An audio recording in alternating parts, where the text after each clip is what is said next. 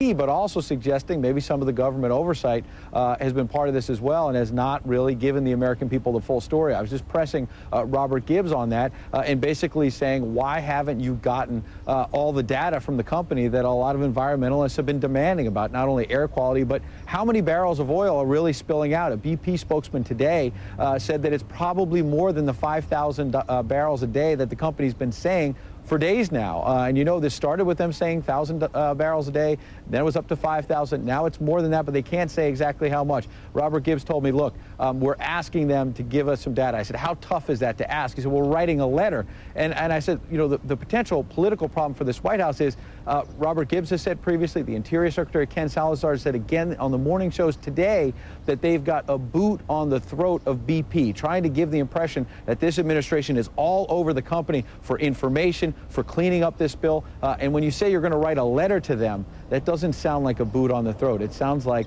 they're at the mercy of the company right now, Drew. Yeah, it certainly does. Ed, the bottom line is, what does it matter? We know this is going to be an environmental disaster. We know the company that did this. We know they're going to be on the hook. I don't get all the hubbub about these live pictures other than this is just pure Washington politics. It could be in terms of the atmospherics and the pictures there, but I think that there are serious questions about the data, frankly, though.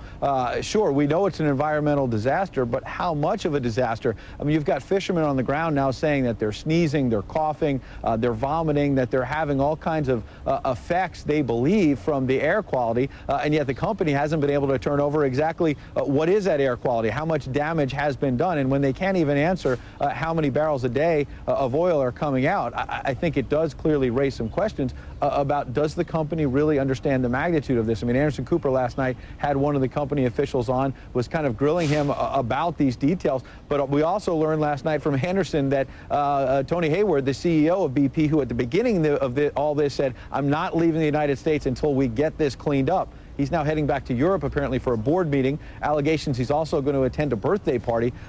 Again, getting back to the administration's analogy of boot on the throat. How do you have a boot on the throat when they're literally leaving the scene? So politically speaking, is this turning into a crisis for the Obama White House? Well, I think it's been, if not a crisis, a severe challenge for weeks now. We're now just about a month into this broader crisis. I don't think it's really reached the stage necessarily of a political crisis for this president, because he has definitely been projecting the image of someone who's been on top of it, convening meetings, sending people like Thad Allen, the commandant of the Coast Guard, who Robert Gibbs pointed out, you know, was supposed to retire by now, right, but has delayed his retirement in order to stay on the scene. So we do have to acknowledge the public officials who are working on this, but if they can't get the oversight to get the company to finally bring this to a conclusion, it's going to start becoming more of a political problem for this White House, no doubt. Ed, they're going to give me the wrap pretty soon here. Turn around. Where are you? This is a cool little view. Where are you at? Well, yeah, we are right where the stakeout location is. When people visit with the president or in the West Wing, you'll see they come out to these cameras here. This is where they normally come out. You see there's a marine over there. The reason why there's a marine there, that means that the president is either in the Oval Office or in the immediate area around there, and that's our signal. When that Marine leaves, it means the president's going up to the residence or heading somewhere else, and the residence is right over there, and that's why we're standing here in this little alley that leads to the White House briefing room on the right-hand side, the residence right upstairs there. So we're just trying to give you a different look at the White House today. Very cool, very cool. Ed Henry, live from the White House, our chief White House correspondent. Thanks a lot, Ed.